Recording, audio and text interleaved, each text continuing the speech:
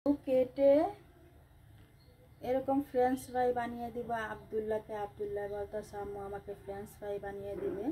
আর এখন তো রেস্টুরেন্টগুলো বন্ধ, এর জন্য বাড়িতে এরকম ফ্রেঞ্চ ফ্রাই বানিয়ে দিব। আর এটা সিদ্ধ করে নিলাম, সিদ্ধ করে কিন্তু এইভাবে ফ্রেঞ্চ ফ্রাই আব্দুল্লাহকে বানিয়ে দিব বাসায়। আর আব্দুল্লাহ কিন্তু রেস্টুরেন্ট ফ্রেঞ্চ ফ্রাই থেকে আমার হাতের ফ্রেঞ্চ ফ্রাইটা খুব পছন্দ করে, খুব ভালোবাসে।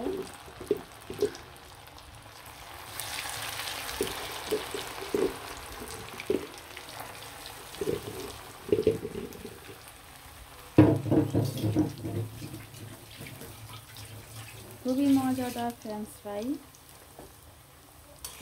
ঘরেই বানিয়ে নিতে পারেন এরকম মজাদার ফ্রেঞ্চ ফ্রাই। আর খেতেও কিন্তু অনেক সুস্বাদু, অনেক মজা।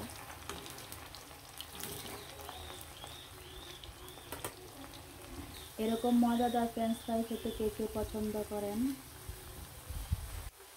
তো সুন্দরভাবে কিন্তু বাসায় ফ্রেঞ্চ ফ্রাই এরকম বাচ্চাদেরকে বানিয়ে দিলে অনেক পছন্দ করে।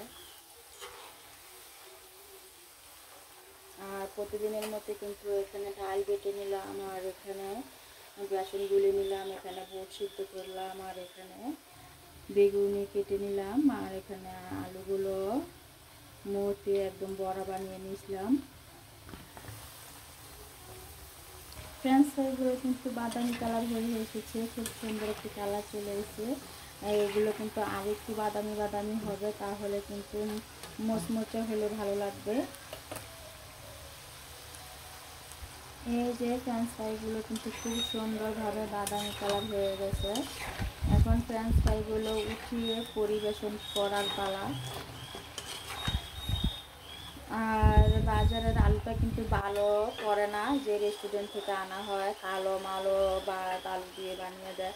আর এভাবে সুস্বাস্থ্যকর বাসায় যদি আলু দিয়ে বানাতে পারেন, দেখেন একটা কত সুন্দর হয়েছে। আর এগুলো হচ্ছে ফ্রেশ আলু, এভাবে ফ্রেশ আলু দিয়ে বাচ্চাদেরকে অবশ্যই ফ্রেঞ্চ ফ্রাই বানিয়ে দিবেন বাসায়, খেতে অনেক পছন্দ করবে। এখন আমি এগুলো উঠিয়ে নিব, খুব সুন্দরভাবে ভাজা হয়ে গেছে।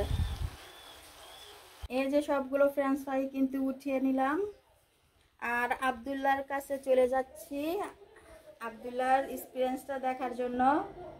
আব্দুল্লাহর ফ্রেঞ্চ ফ্রাই দেখে তার অনুভূতিটা কি অবশ্যই দেখেন। আব্দুল্লাহর ফ্রেঞ্চ ফ্রাই খুশি হইছ? আমি তোমার জন্য বানাইছি, নাও খাও। আসো উপরে, আসো উপরে বসো। আমরা থ্যাংক ইউ বলবা না? থ্যাংক ইউ মাজি। আব্দুল্লাহ কিন্তু ফ্রেঞ্চ ফ্রাই পেয়ে অনেক খুশি হয়েছে। আর আব্দুল্লাহর বাবা এইমাত্র নামাজ পড়ে আসলো। আর আব্দুল্লাহ যাও যাও যাও, আব্দুল কি সুন্দর ফ্রেঞ্চ ফ্রাই বানিয়ে দিয়েছি। আর বাচ্চারা কিন্তু এরকম ফ্রেঞ্চ ফ্রাই পেলে অনেক খুশি হয়।